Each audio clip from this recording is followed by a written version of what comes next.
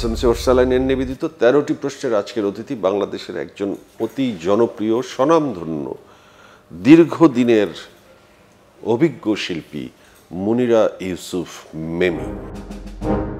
আপনাকে আমরা যখন প্রথম দেখতাম তখন আমরা সিনেমাতেও দেখতাম, নাটকেও দেখতাম, ব্যস্ত অভিনয় শিল্পী। কিন্তু আপনার ব্যস্ততা এখন আর চোখে পড়ে না, কারণ পর্দায় দেখি না। কারণ কি? কারণটা তো আমিও জানি না। হ্যাঁ, আমি মাঝে মাঝে গ্যাপ নিয়েছি, তার মানে তো এই না যে আমি কখনো বলেছি আমি কাজ করব না।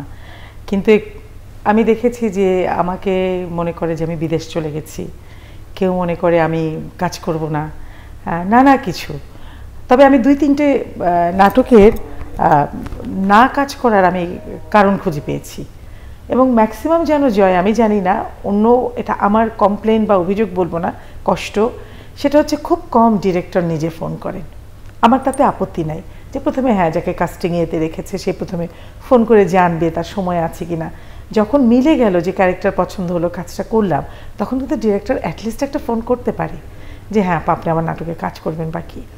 সেটা তো দূরের কথা, এরকম অভিজ্ঞতাও আছে যে সেটে গিয়েও ডিরেক্টর আসছি না, দেখছি না তার চেহারা। তো তখন আমি বুঝলাম যে অ্যাসিস্ট্যান্টদের নিজেদের চয়েস থাকে, সবার কথা বলছি না, তখন তারা তাদের চয়েসটাকে রাখার জন্যে উনি করবেন না, উনি বিদেশে, ওনার স্ক্রিপ্ট পছন্দ হয়নি, ওনার ডেট নেই। এটা একটা গুরুতর অভিযোগের কথা আপনি বললেন। আমি এ প্রসঙ্গে একটু পরে আসছি, তার আগে একটি প্রসঙ্গে আসি। অফ দ্য রেকর্ড আপনার সাথে একটি ইমোশনাল আলাপ হচ্ছিল। আপনি বলছিলেন যে ফোন করে প্রথমে জিজ্ঞেস করে ওই ডেট কি খালি আছে, যেটা আপনার খুব লাগে, ভীষণ লাগে। এটা কেন আপা? আমাকে ফোন করে নাটকের জন্যে, আপা অমুক ডেটে ফ্রি আছেন, কত টাকা নেন আপনি? আমি না মিলাতে পারি না, আমি জানি কেন কোয়েশ্চেনটা, সবই বুঝি, কিন্তু আমার এই অ্যাপ্রোচটা পছন্দ না। আমি কয়েকজনকে বলেছি যে বলবেন যে আপা অমুক একটা নাটক, নাটকের নাম এই, নাটকের ডিরেক্টর এই, নাটক অমুকে লিখেছে, আপনার ক্যারেক্টারটাই, এভাবে বলেন না, এভাবে বলতে শিখতে হবে আপনাদের। আমি বলেছি অনেককে। কিন্তু বর্তমান যুগের সোশ্যাল মিডিয়াতে মানুষ আসলে মানুষের অবস্থানটা পরিষ্কার করে। আমি এখন ঢাকায়, আমি এখন নিউ ইয়র্কে, আমি এখন ফ্রি আছি, আমি কাজ করব। এই কন্ট্যাক্টটা আসলে থাকার প্রয়োজন আছে, এটার একটা পজিটিভ দিক আছে। আপনার কি মনে হয় যে এইটাও একটা মার্কেটিং, নিজেকে ব্যস্ত রাখার, কাজ করার? এই জায়গায় আপনার নিজস্ব কোনো ভুল বা সীমাবদ্ধতা আছে? না, ভুল নেই এই কারণে যে আমি কিন্তু, আমার একটা পেজ আছে, ইউটিউব আছে, আমি কিন্তু আমার পেজে একেবারেই খুব অ্যাক্টিভ। আজকে সকালে বৃষ্টি পড়লো, আমার ভালো লাগে প্রতিটা মুহূর্ত তুলে ধরতে। আমি অভ্যস্ত, এমন না যে আমি ফেসবুকে দেওয়ার জন্য, পেজে দেওয়ার জন্য করি।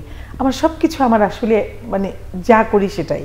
তো বৃষ্টি পড়ছে তখন আমি বলছি, অনেকে কোয়েশ্চেন করছে আপনি নাটকে নাই কেন? আমি বলি যে আমি নাই কেন, আমি কিভাবে বলবো, আমি তো অভিনয় করতে চাই। কথাগুলো কিন্তু আমার হামেশা বলা হয়, বা আমি যে প্রেজেন্ট আছি, বা আমার বিভিন্ন জায়গায় আমি যাচ্ছি। আজকে তোমার এই প্রোগ্রামে আসার আগে আমি একটা স্ট্যাটাস দিলাম, যে পেজেও দিয়েছি, আমার ফেসবুকেও দিয়েছি, যে এখানে একটা কাজ করতে আসছি। কিন্তু আপা অনেকেই কনফিউজ যে আসলে আপনি কোন দেশে থাকেন। ও যে এটা একটা তোমার ভালো বলছো, আমি যখন আপলোড করি আমি মাঝখানে আমেরিকা, কানাডা বেড়াতে গেছি, কেউ পড়ে না জয়, আমি তো লিখি গিয়েছিলাম, ডেট লিখিনি ঠিক, অমুক ডেট, এখন সেটা না পড়ে লিখছি আপনি কি আমেরিকায়। আমরা খুবই অস্থির আসলে কারো সম্পর্কে। আমি ডিটেইল লিখি, আমি এই জায়গাটায় ভুল করি না। আপা আপনার পেজ এবং ইউটিউব সাধারণত এই সময়ে আপনাদের সমসাময়িক অনেকেই এই বিষয়ে আগ্রহী না। তারা বলে যে আমি ফেসবুক ইউজ করি না, অনেকেই বলে, আবার অনেকে করেন অ্যাক্টিভলি। তো আপনি যে ফেসবুক এবং পেজ ইউজ করছেন এবং সাথে ইউটিউব চ্যানেলও করছেন, এই আইডিয়াটা এবং এটার মজাটা কি পাচ্ছেন, বা এটার অসুবিধাটা কি আপনার হচ্ছে? অসুবিধা আমি ফেস করিনি, কিন্তু আমি আনন্দটা পাচ্ছি, যেটা যে এই যে আমার কিছু কষ্ট, আমি অভিনয় করছি না, ইচ্ছে করে, হ্যাঁ, তারপরও আমার যে আমি এখনও অভিনয়ের সাইডটা আমি শুরু করিনি আমার পেজে বা ইয়েতে। তো আমি নিজেকে তুলে ধরি নানাভাবে, মাঝে মাঝে আমি আবৃত্তি করতাম এক সময়, সেই চর্চাটা আবার করছি, এবং প্রচুর আমার কবিতা আবৃত্তি খুব একটু আধুনিকভাবে, একটু ফিউশন করে আমি আবৃত্তি করছি, সেগুলোকে আপলোড করছি। আমার ডেইলি লাইফ মাঝে মাঝে আপলোড করি। আমার সংসারের বয়স 32 বছর, আমার শাশুড়ির সাথে আমি 32 বছর ধরে আছি। আমি এগুলো খুব শেয়ার করি, কারণ এই জেনারেশনগুলোর জন্য, যে এই জেনারেশনদের জন্যে যে ভূমিকা আসলে সবারই আছে। আজকাল কিন্তু একসময় বলতো শাশুড়িকে বউরা ভয় পায়, বা বউকে শাশুড়ি, এগুলো আসলে কিছু না। সম্পর্কটা ডেভেলপ করতে একটু সময় নিতে হয়। মানে আপা আপনি বর্তমানে একজন কন্টেন্ট ক্রিয়েটর। আমার কন্টেন্টগুলো আমি ফিক্স না, আমার যা আসে যেটাই করেন সেটা তো কন্টেন্ট। হ্যাঁ, সো একজন কন্টেন্ট ক্রিয়েটর, আমি একটা অ্যাওয়ারনেস তৈরি করার চেষ্টা করি। এই যুগে এখন একটা বিতর্ক চালু হয়েছে যে কন্টেন্ট ক্রিয়েটররা বেশ গাড়ি বাড়ি করে ফেলছে, চাকরি লেখাপড়া যারা করে তারা কিছুই করতে পারছে না, একটা বিভেদ তৈরি হচ্ছে সমাজে, এক ধরনের স্লোগান তৈরি হচ্ছে। কিন্তু কন্টেন্ট ক্রিয়েশন তো একটা খুব কঠিন জিনিস, মেধাবী না হলে কেউ কন্টেন্ট ক্রিয়েটর হিসেবে সফল হয় না, কিংবা মনের আত্মতৃপ্ত প্রকাশ করার জন্য আপনি কাজটা করেন, পাশাপাশি আপনার অর্থ হয়তো আসে, এটা কিন্তু এক ধরনের স্যাটিসফ্যাকশন। এই জায়গাটা সবাই পৌঁছাতে পারে আসছে না এখনো, এটা নিয়ে আমি ভাবছি না। আপনার স্যাটিসফ্যাকশন আসছে, আমার স্যাটিসফ্যাকশন আসছে। সো এই যে দ্বন্দ্বটা, যে লেখাপড়া না করে সবাই এখন কন্টেন্ট ক্রিয়েটর হও, গাড়ি করতে পারবা, বাড়ি করতে পারবা, এই যে একটা প্রবণতা চালু হয়েছে, এটার বিষয়ে আপনার ব্যাখ্যা কি? আমার ব্যাখ্যা হচ্ছে, যারা কন্টেন্ট ক্রিয়েটর তাদের অনেক কষ্ট করতে হয়, তাদের মেধা খাটাতে হয়। তাদের যদি গাড়ি বাড়ি হয়ে যায় সেটা এক নিমিষে হয়ে যাচ্ছে না, কষ্ট করতে হয়। আর যারা সস্তা কিছু করছে আমি সেদিকে কোনো যাচ্ছি না, কিন্তু ভালো যারা করছে, এখন যদি তুমি বলো আমার ইন্টারভিউতে আপনি আমার কথা বলছেন, আমি তোমাকেও মনে করি যে তুমি একজন সাকসেসফুল কন্টেন্ট ক্রিয়েটর হিসেবে, এরকম আরও ছেলেমেয়েরা আছে। তো এই জায়গাটাতে তুমি কি একদিনে আসছো? একদিনে আসোনি, তোমার অনেক মেধা পরিশ্রম দিয়ে তুমি আসছো। এবং আরেকটা জিনিস মনে হয় যে তুমি হাল ছেড়ে দাওনি। অনেকে আসে পিছিয়ে যায়, আসে পিছিয়ে যায়। আমি যেমন আমার পেজে আমি খুব অ্যাক্টিভ ছিলাম না, হঠাৎ করে দেখি যে আমার খুব ফলোয়ার্সটা বাড়ছে, আমি কিন্তু নিজেও জানি না যেটা করার জন্য বুস্টিং বা এগুলো কিছু করি নাই। হঠাৎ করে দেখি একদম 6 মাসের মধ্যে আমার 73,000। তো আমার কাছে মনে এক দায়বদ্ধতা থাকে না, এবং মনে হলো যে আমার যে বয়স, আমি যে বয়সটাতে যাচ্ছি, আমার কথা শোনারও অনেক মানুষ আছে, বা আমি যে বয়সটাতে আসছি আমার কিন্তু প্রচুর অভিজ্ঞতা, প্রচুর উপলব্ধি, প্রচুর মানে আমি এখন ভালো মন্দ যোগ বিয়োগ এই সময়টাতে আমি চলে আসছি, ম্যাচুরিটি, একদম পরিপূর্ণ ম্যাচুরিটি। এগুলো আমি শেয়ার করি। আপা, হাল ছেড়ো না, আপনি আমার ক্ষেত্রে বলেছেন যে আমি যেন হাল ছাড়ি নাই, এটা আপনি দেখেছেন।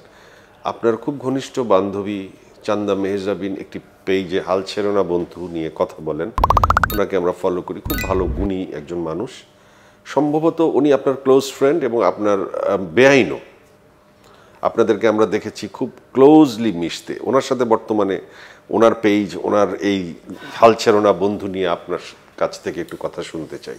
আমার মতো আপনারাও জানেন ডায়রিয়া সহ যে কোনো পানি শূন্যতায় আমার আস্থা এসএমসি রোড স্যালাইন। কেনার সময় প্যাকের গায়ে এসএমসির লোগো দেখে কিনবেন।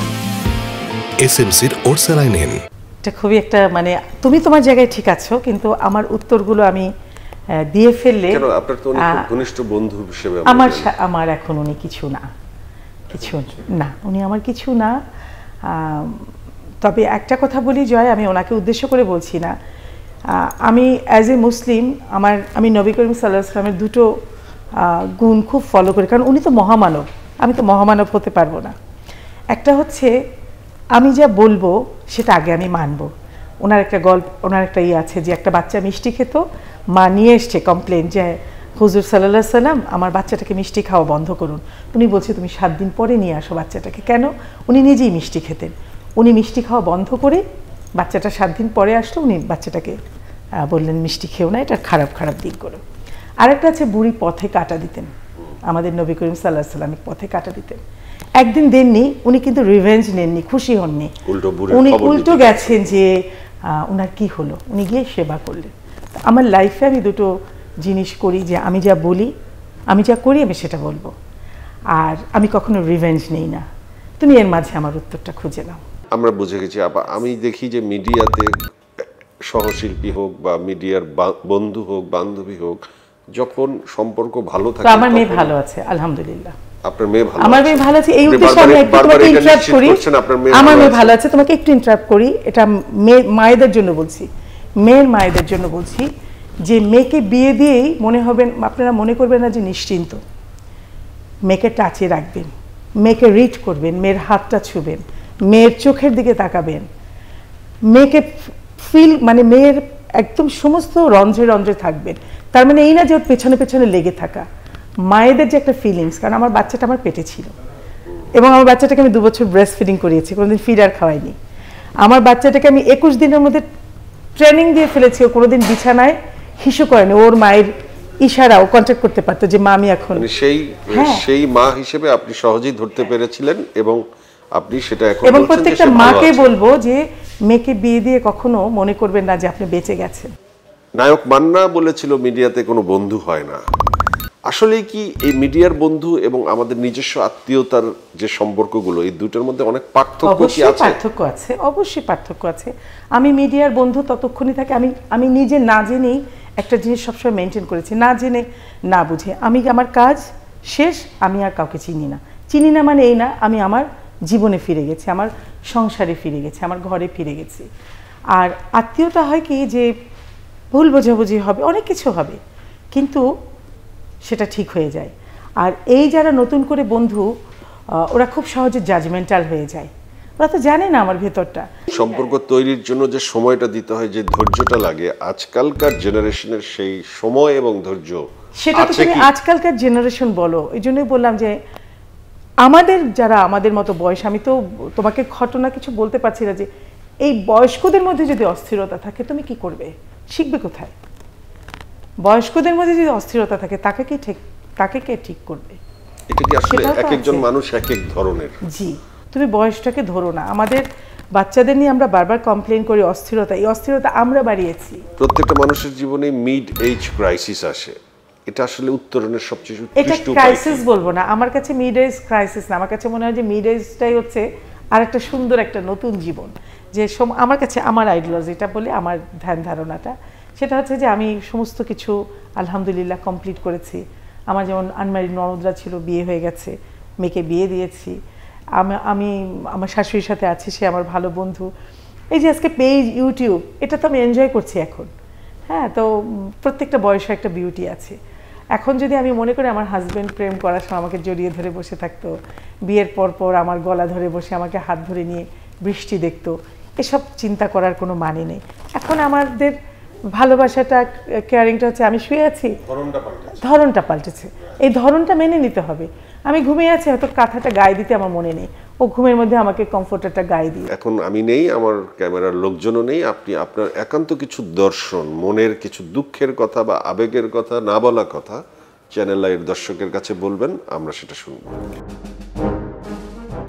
আমি আসলে নতুন প্রজন্মকে একটা কথা বলতে চাই, তোমাদের বন্ধু বান্ধব থাকবে, সমস্ত কিছু থাকবে, এখন ডিজিটাল যুগ, কিন্তু তোমরা পরিবারকে ফেলে তোমাদের আর কেউ আপন নয়। তোমরা বন্ধু বান্ধবের সাথে তোমরা রেস্টুরেন্টে খেতে যাও সপ্তাহে 7 দিন, কিন্তু তোমরা পরিবারের কথা ভাবো না। 2 দিন পরিবারকে নিয়ে যাও না খেতে, বা তাদের সাথেই থাকো। পরিবারকে সময় দিতে হয়। ঘুরে ফিরে কিন্তু বাবা মা, ভাই বোন, আত্মীয় স্বজনের বাড়িতে তো তোমরা যাওয়াই ভুলে গেছো। মানুষের সাথে না মিশলে, বই পড়ে, সিনেমা দেখে কিচ্ছু শেখা যায় না, ইউটিউবে ঢুকে কিচ্ছু শেখা যায় না। মানুষের সাথে মিশতে হলে সব কিছু শেখা যায়। তোমাদেরকে বলি, তোমরা ধৈর্য ধারণ করো। 5 মিনিটে 2 মিনিটে কেউ ডিসিশন নিয়ে ফেলো না, জাজমেন্টাল হয়ে যেও না। পরিবারকে চেনো, পরিবারের সাথে থাকো, পরিবারকে ভালোবাসো, বন্ধু বান্ধব সব কিছু রেখেই।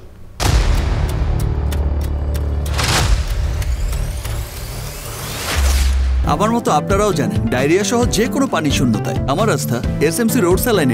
কেনার সময় প্যাকের গায়ে এসএমসির লোগো দেখে কিনবেন। এসএমসির ওরসালাইন।